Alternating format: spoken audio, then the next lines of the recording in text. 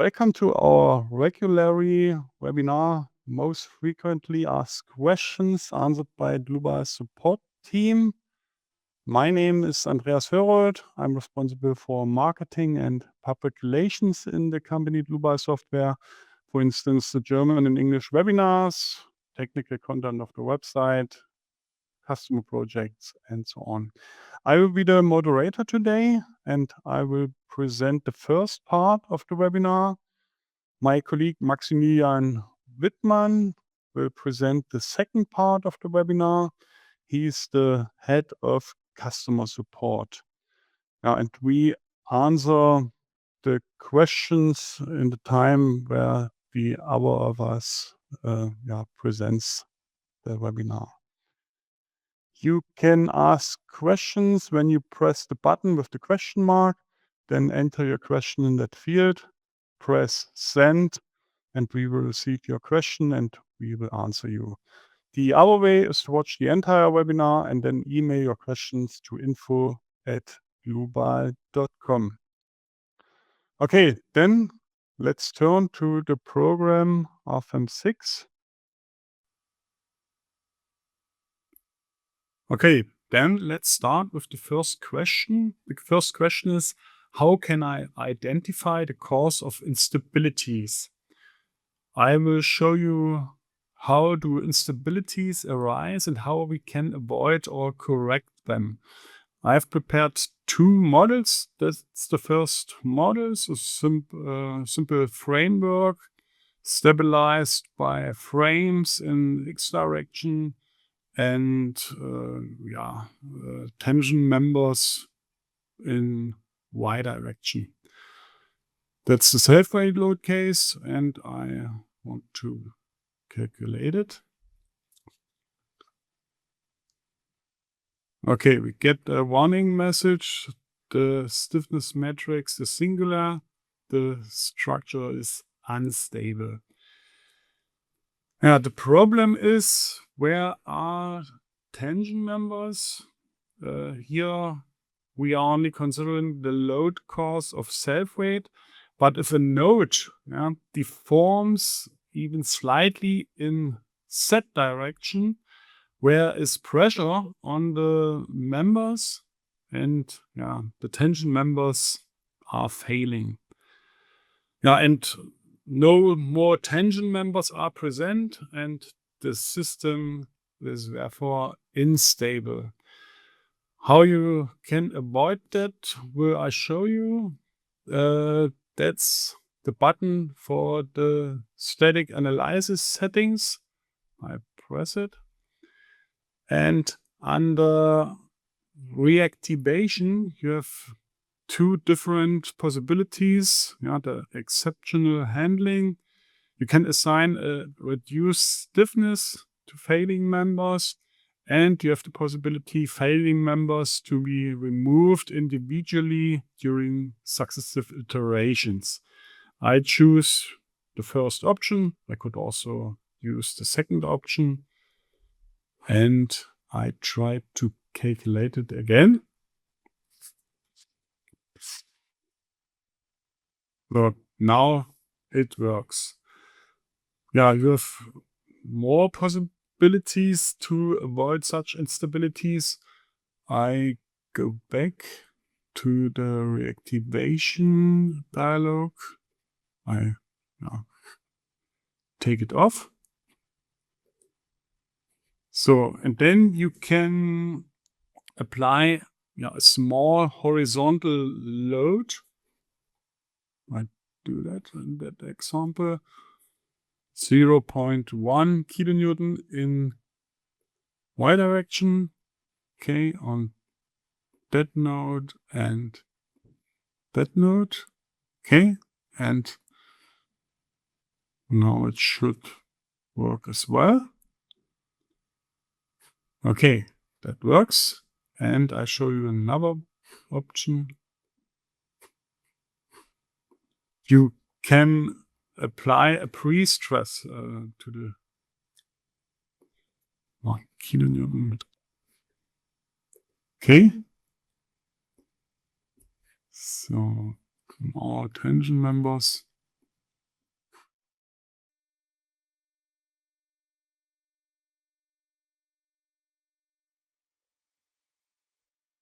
Okay, that works as well. So I turn to the next example.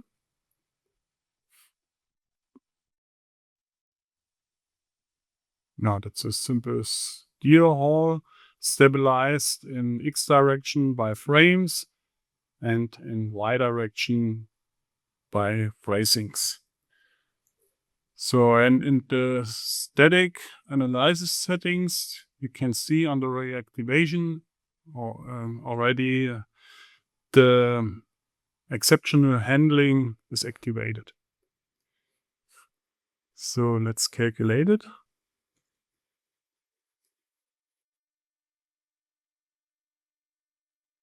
Yeah, it's also unstable.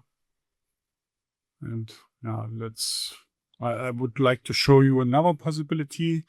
I activate in the base data the structure stability add-on. Okay. Then I turn to the self-weight load case and activate the critical load calculation.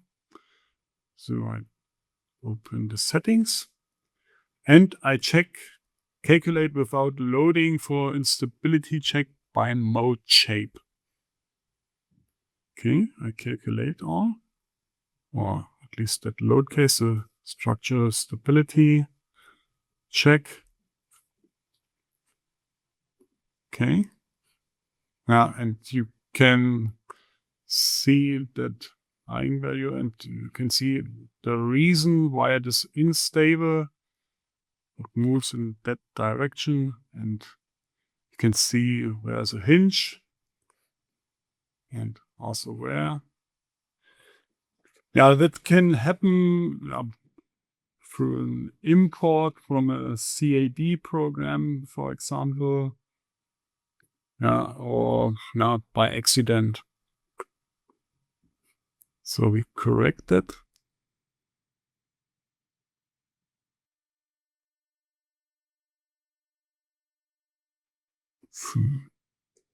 Delete the hinges.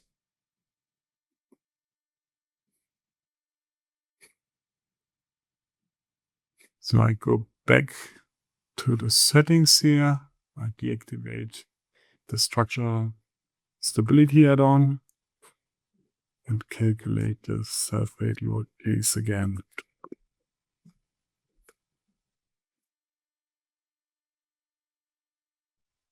Okay, that works.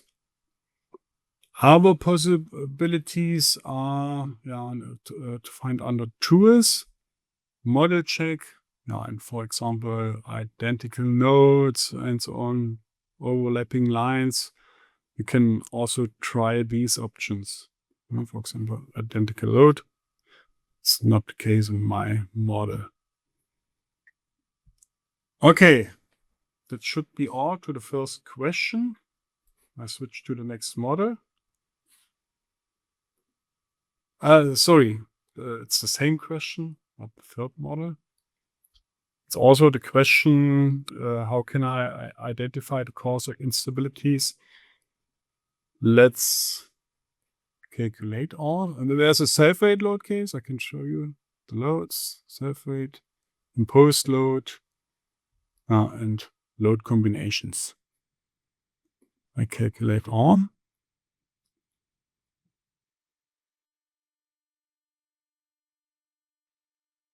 Now the load cases are calculated, but not the load combinations. Structure is unstable. And I would like to introduce another option. You can open the load combination that was not calculated. Then I turn to the geometrical linear analysis and to the settings and define loading multiplier factor 10%. Okay. And try to calculate this load combination again.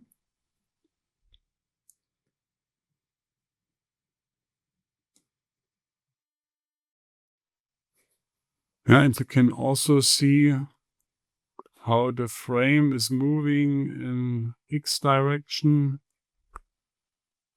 I'll display only the frame. Okay. Yeah, and I can see the reason where are hinges as well. Yeah, maybe by accident or after an import from the CAD program, I corrected.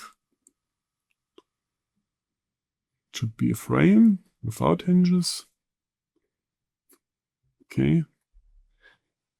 And it's really important to go back to the settings and to,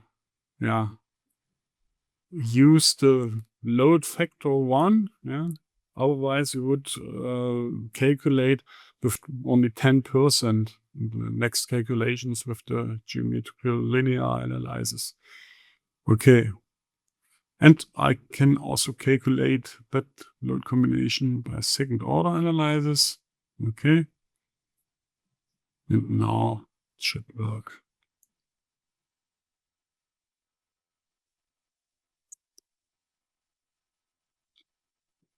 Okay. That looks quite good. Yeah, those are possibilities to avoid such instabilities. Okay, now we turn to the next question, the next model. The next question is, can I apply snow and wind loads to only specific areas using the generators? Yes, that's possible. I showed it when I press insert, load wizards. At first, snow load wizard. Yeah, this is the feature partial areas.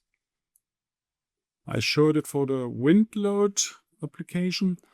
Now imagine there's a building that will be built into a hillside on this side here. And we would like to apply the wind load only for this area. So I go to insert, load wizards, wind load wizard.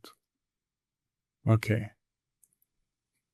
So then I have to define the base corner nodes.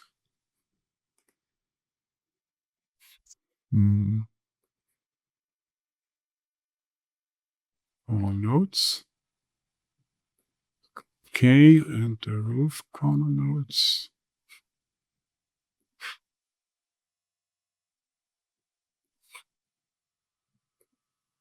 Okay. Yeah, we would like to apply the wind from all directions. Yeah, my eyes doesn't make sense to apply the wind load from the hillside, but it doesn't matter for that example. We don't check the roof, but we check we check partial areas. We would like to apply the wind load only on partial areas. We have to define the areas. The one option is to select cells and graphics, and we select corner nodes. So at first, this partial area. Okay, then the next one. The front side. Okay. And this side.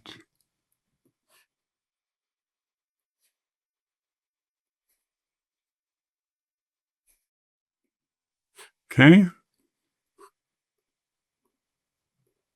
Then I define a load zone and category.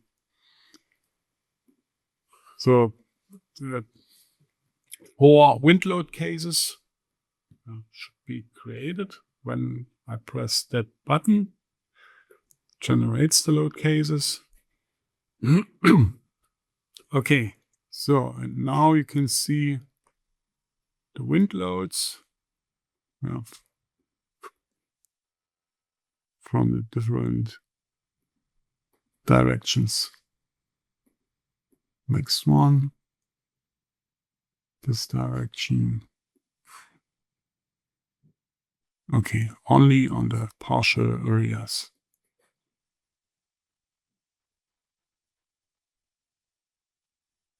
Okay, that should be all to the first questions.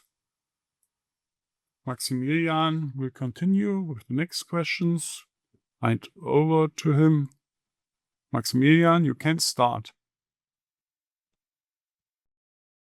Yes, Andreas, thank you very much for your introduction. My name is Maximilian Wittmann. I'm the head of solution here at Lubal, and I'm really excited and happy that we can have a look at a few questions together today.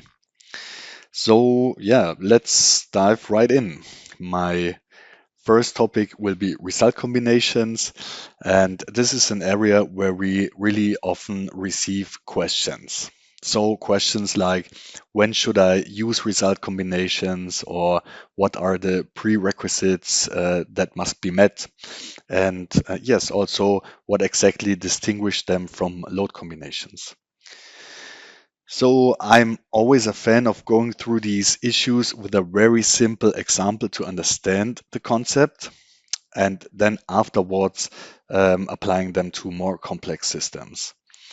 Yeah, and this is the reason why I brought a simple cantilever beam with 3 load cases, and I would suggest let's have a look at the results.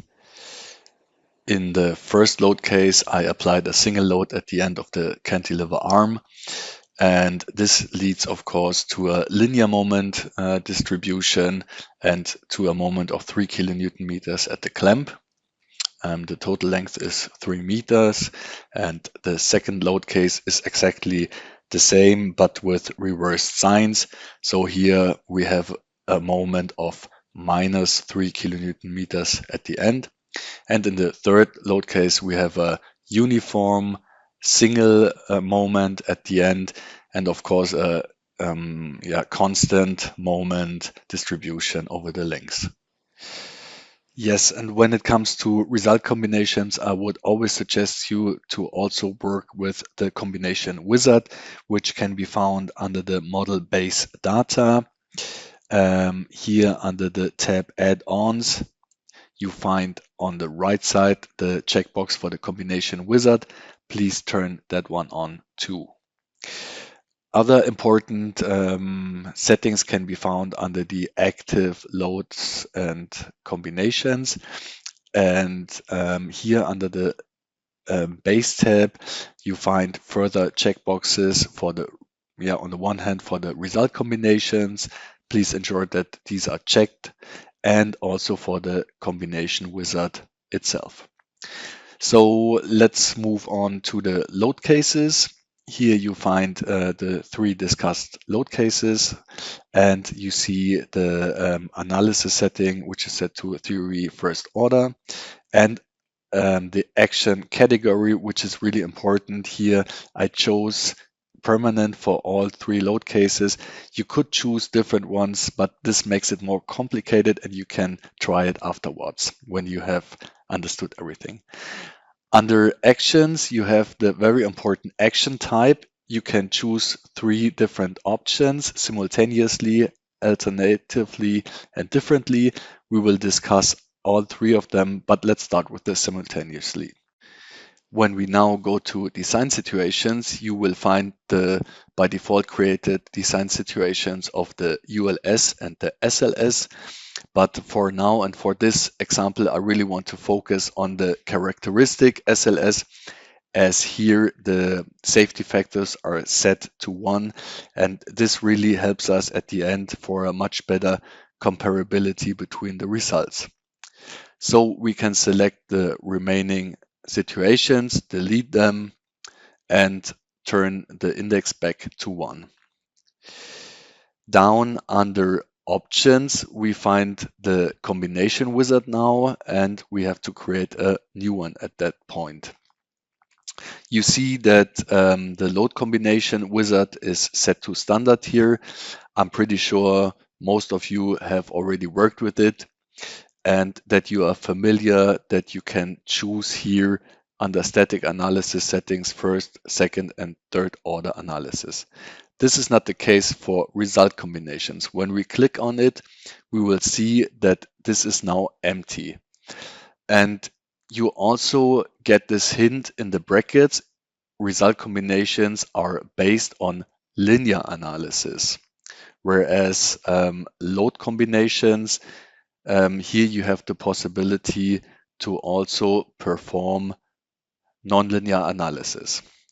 And this is the first really crucial difference between these two. That means that when you work with result combinations, the underlying load cases are superposed in a linear way. Let me try to explain it in a different way. At the end, we want to compare the results of the load combinations and of the result combinations. And this is only possible when the prerequisites of first order analysis are met within the analysis of the load combinations. Also you find this hint in the brackets of nonlinearities. As soon as nonlinearities occur in your calculations, the results of the result combinations are no longer valid. But I will show this later on. For now, let's focus on the result combinations and move on to the next step. Under the Action Combinations tab, we find an overview. More interesting is here the Result Combinations tab. But before we dive into that one, let's remember our settings in the Actions tab. We have the permanent category and the action type simultaneously. So here, load case 1, 2, and 3 will act at the same time, which is also represented by the plus symbol. Let's have a look at the results right now. And what we can see for RC1 is the constant moment distribution. Reason is that load case 1 is completely cancelled out by load case 2, and what is remaining is, of course, the constant moment distribution of load case 3. When we now change the settings to alternatively, and then go back to the result combinations, we see load case 1, 2, and 3 are assigned to the OR operator, which means that they are mutually exclusive at that point.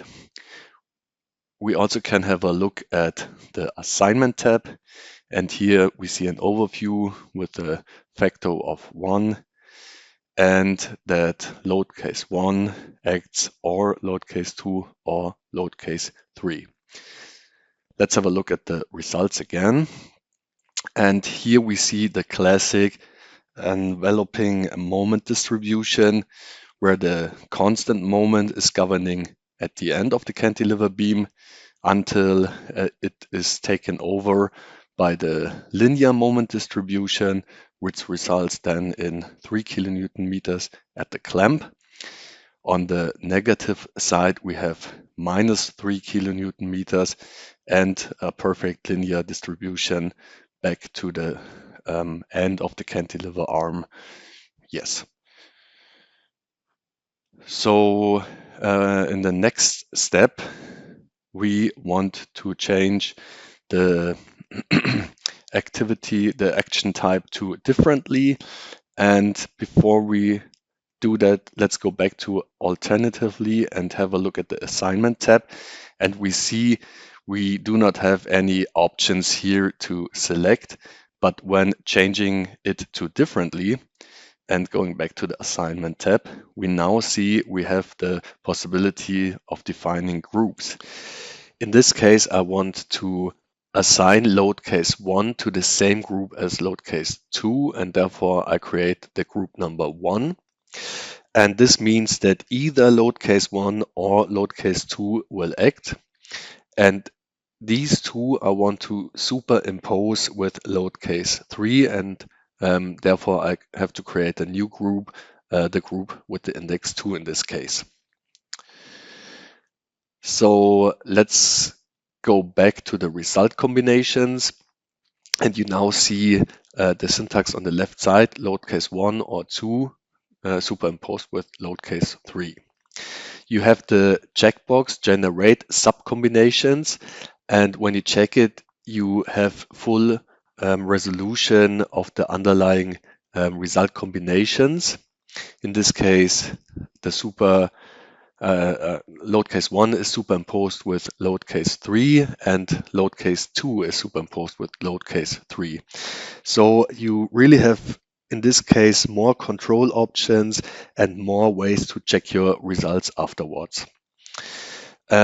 Of course, this is not the default setting, because you have to be aware that this really comes with an increased calculation time, because every single sub combination must be calculated. So this is standard.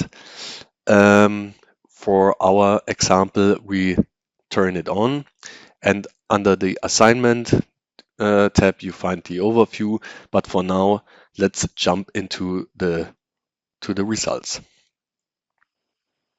Yes, and here we see something really interesting. In principle, what we have here is the enveloping curve of the two discussed subcombinations. Yeah, let's first focus on the red part. This consists of the two parts that lead to positive moments. This is here load case 1 and load case 3. Where the constant part of load case 3 is fully present at the end of the cantilever arm, and then it's superposed with the linear part of load case 1 and ends up at 4 kilonewton meters at the clamp. So the blue one here consists of load case 2 and 3, and one could say that the constant part pushes the moment curve 1 unit downwards and ends up once again at with the constant part. So you also see these curves when you have a look at the sub combinations, what happens here behind the scenes. All right. At that point, I also want to give you an important tip when working with result combinations and you want to have the link back to load combinations. You can select the appropriate result combination, then go into the tables, select results by members, and on the right side, you find the corresponding loadings that led to the results of the result combination. So in this example, let's select load case 2 and 3. We can make a right click on it and then select generate combination according to the selected row. And yeah, now the combination will be created. We now go to active load combinations to see if it was created properly, and yes, here it is. Okay, we can accept that, and now we want to compare the results. If they are the same, we now go to the result combinations. Okay, no, this is wrong. We want to go to the sub combination, and this should match the results of the load combination. And yes, it perfectly matches. Now I want to talk about nonlinearities, and therefore I want to create a nonlinear pin support. Let's hit the button new. And no, sorry, at that point I was too fast. I first wanted to show you the deflections. that you get a better understanding what's my plan here. So we have 1.1 millimeters at the end of the cantilever arm out of load combination 1, and in the sub result combination we have the same. So now we can create the new nodal support, and therefore I want in Z direction to have a partial activity with a slippage of 0.8 on each side, which means that you have a stop after the deflection reaches the 0.8. Let's assign it to the end and recalculate everything. And now we can compare the bending moment at the clamp and look if it's still the same. So in load combination 1, we have a bending moment at the clamp of minus 1.55. And when we compare it to the sub-result combination, we see that now we only have minus 0.48. And this is because we have a linear superposition of the results of load case 2,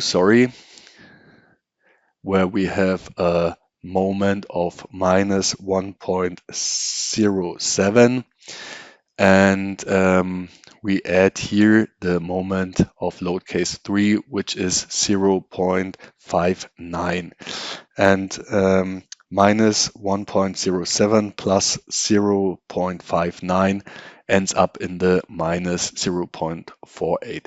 So you can see that the bending moments at the clamp no longer fit.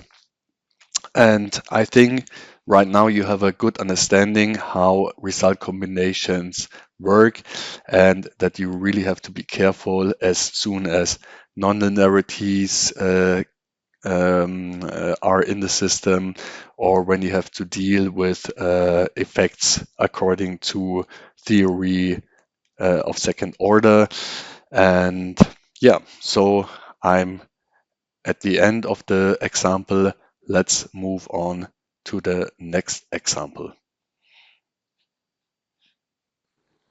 Therefore, I brought a second model, and the topic is the rule-based link generator. We now can create a brand new file from scratch. And perhaps as background, we often receive questions from our customer.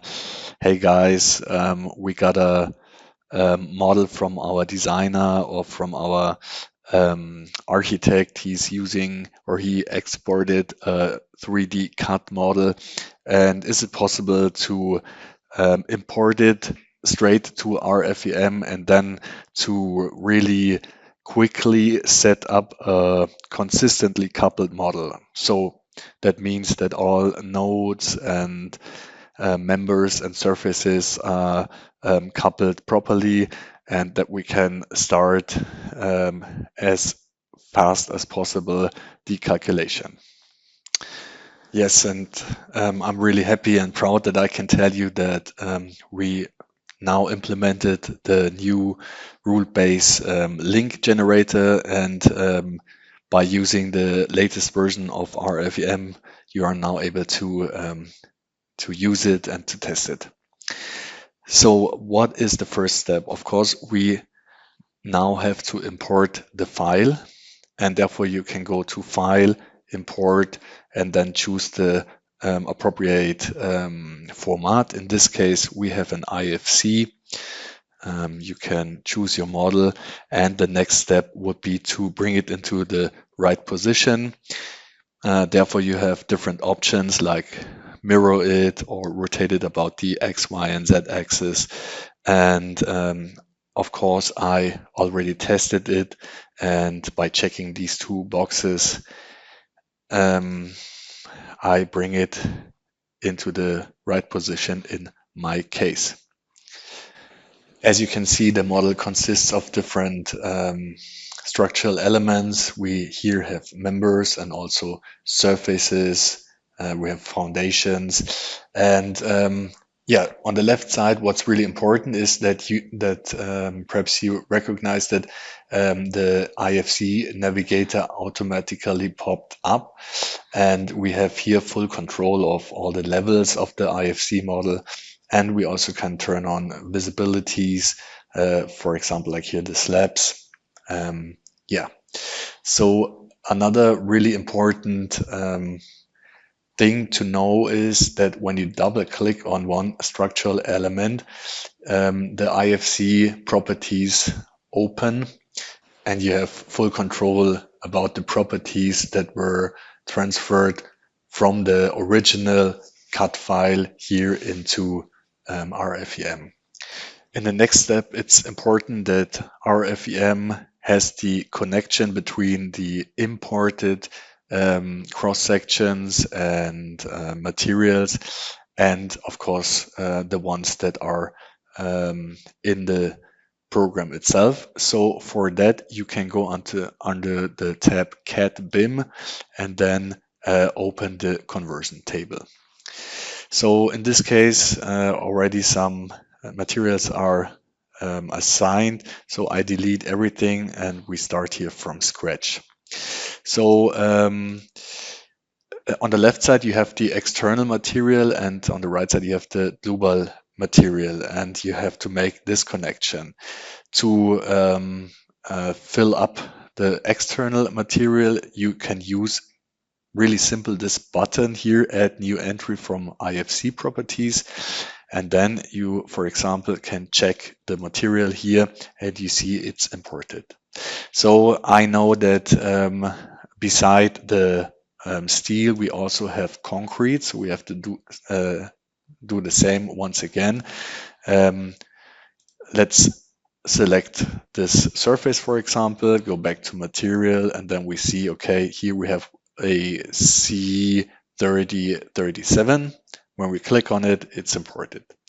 So when we want to assign it, we can use the button with the three dots and open the library, the material library, the global one.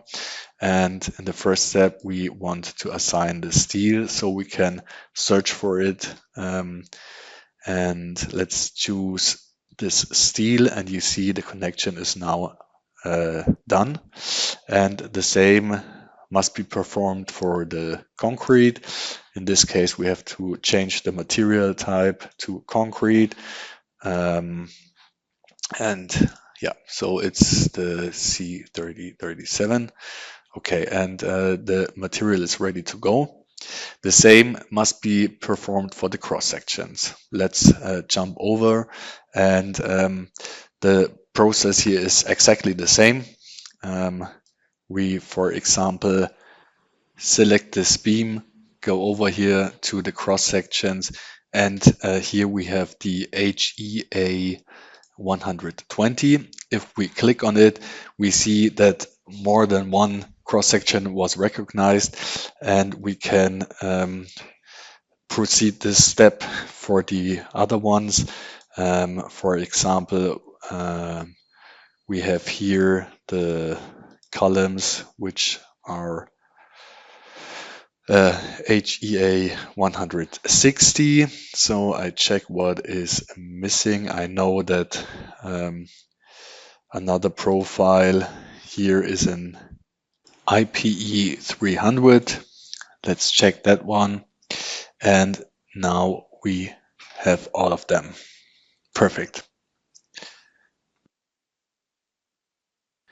Before we now hit OK, we of course have to assign the appropriate cross sections from the cross section library. Perhaps let's start with the bracings, and we can open the cross section library, and here we can select for the tension rod the round bar and insert the correct diameter, hit OK, and we see we now have the correct assignment. Let's continue with the HEA 100. Here it's the same. We can open the library, we can search for it, and we have the HEA 100. hit OK.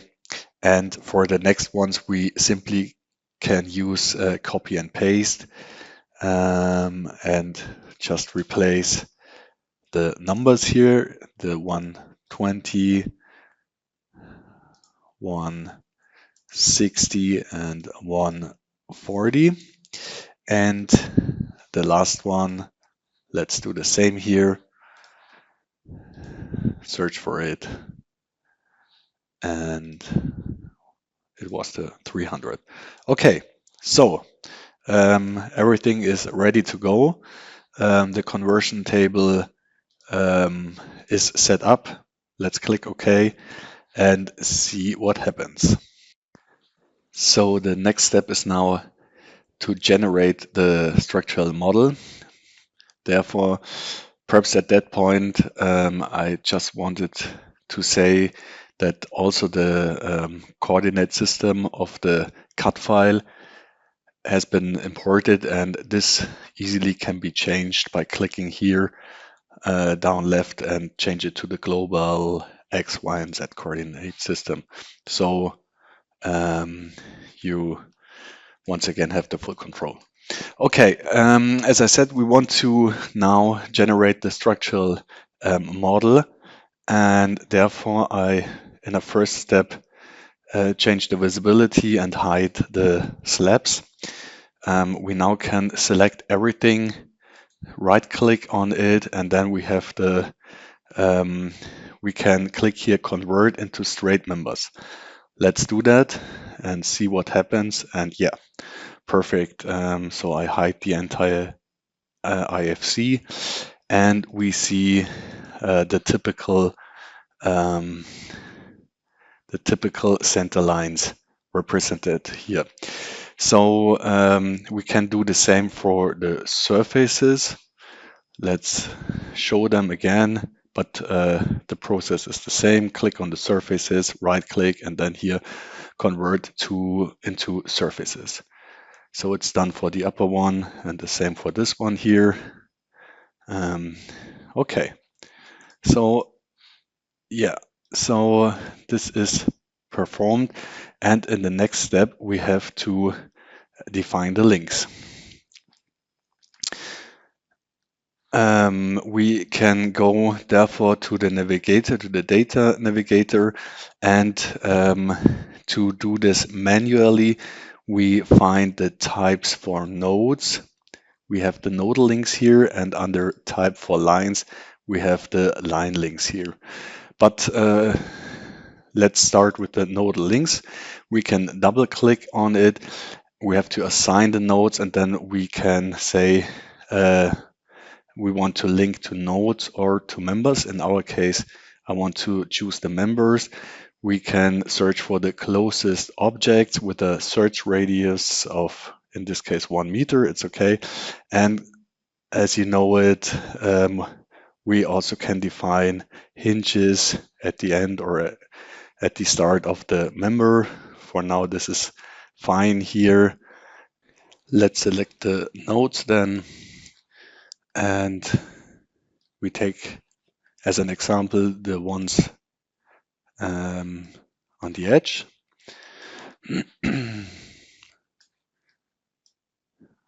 Okay, we can hide the object properties at that point. And okay, let's take these ones also into account and see what happens. And we see, okay, we have a perfect link at that point. And also this one here really looks great. All right, so we can do the same for the lines. We can double click on line links. The process here is the same. We want to link to surfaces in this case. Here we have the same options, and of course we also can create a line hinge. And in this case we want to have a rotational hinge. Okay, so let's select the members, and they now will search for the nearest surfaces. Okay, let's confirm it and let's see the results. And really, this looks fantastic. Yeah, perfect. So you see at this point, we really have a fast opportunity to connect our structure. But this is, of course, not the generator at that point. This I want to show you now. Yeah, and by the way, if you want to delete some links, you just can select them in the navigator, right click and delete them. So what is left is now the links to the surfaces. If you now want to use the generator, you have to go under the model data, base data, and then here under settings and options, you find at that point the rule-based link generator.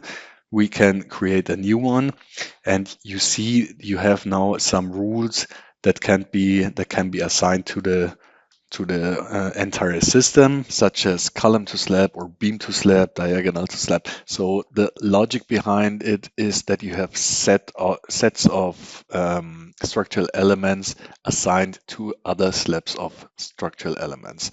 So you have like columns, which are always vertical elements, beams are horizontal ones, and diagonals, of course, lie across the space. And you even have the possibility to connect to surface elements. So in this example, let's start with the beam to member, and let's see what is happening afterwards. So we have our horizontal elements, and they are connected here in this case to the columns, which you can see here. So where do we find right now the generator? It's located under special objects, and then you have here the rule-based link generators, and you can find our special one here. So of course you also have the possibility to define multiple ones. But in this case, let's adjust it. And in a second step, let's connect the diagonals to members. We have it here. Let's see what's happening. And we now see, okay, it perfectly worked. So we have the diagonals which are now connected. So it might occur that you don't want to have it connected to this horizontal beam, but to the column. So how can we achieve this? So we can adapt it, and we have the possibility to exclude specific members. And in this case, let's exclude this member here, this beam, and let's see what's happening. Yeah, so as we expected, it's now connected to the column. So in a last step, or what's still missing, let's look at the entire system. So what's missing is here the column. And so, yeah, perhaps also one word to this connection here. This was connected when I selected diagonal to beam, and it worked then for this case. So the last thing what is missing is the connection of the column to the beam, and of course this is not a problem at all. We have the possibility to choose column to member. Let's apply this one here, click OK, and now we see it's perfectly connected also in this area, and of course at the bottom too. Yeah, so in this case, the entire model has been fully coupled in a very short time, and we now can start with the calculation. So I personally find this very impressive, and I'm really glad that I had the opportunity to show this to you today. And yeah, so this brings me to the end of my presentation. It really was a pleasure for me. Thank you, Andreas. And yes, I just can say I hope that we see or hear from each other on the support by phone or via a support email if you have any questions. So really don't hesitate to contact us, me and my team. So have a great day. Thank you and bye-bye. Thank you, Maximilian, for your presentation. At the end of the webinar, I have an additional hint for you. You can book our online courses. For example, the RFEM 6 course, it's a course for beginners. Then the Eurocode 2 course for the concrete design with RFEM 6. The Eurocode 3 course for the steel design. The Eurocode 5 course for the timber design. And the Eurocode 8 course for the earthquake design. For more information, just scan the QR codes or click at the links here. You can get such a course for free when you submit your customer project, and we will publish it. Then you receive the course of your choice. They are valued at 199 to 399 euros. Just scan the QR code or click at the link here and you can upload your files. You can also write me an email to info@global.com and I will write you back what files I need. It is not much work for you, I promise. Okay, then a hint to our free online services. For example, the Global community. You can join the community. You can ask questions there, and we or our users will answer you. Then you can determine wind, snow, and earthquake loads with the GeoZone tool. Then you can determine cross-section properties. You can download 3D models for free, maybe as a template for your project. If you don't have all our programs, you can download the free trial version of RFEM 6, RSTARP 9, RWind 3, and RSection. Just scan the QR code here. And you can explore all our free services when you click at the link here or scan the QR code. You can find more information on our website, lubal.com. For example, the recorded webinars, then for example, the knowledge base articles. You can ask our AI assistant, Mia, all the time, 24/7. Just try it. Okay, that should be also all from my side. I thank you for your attention. Thanks to Maximilian Wittmann for his presentation. I wish you all a nice rest of the day. Bye-bye.